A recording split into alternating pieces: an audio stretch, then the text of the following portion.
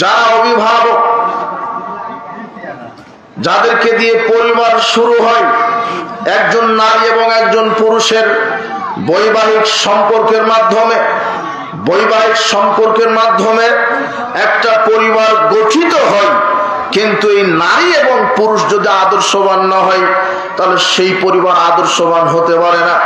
আল্লাহ সুবহানাহু ওয়া তাআলা আদর্শ নারী পুরুষের বৈশিষ্ট্য কোরআন মাজিদে বলে দিয়েছেন।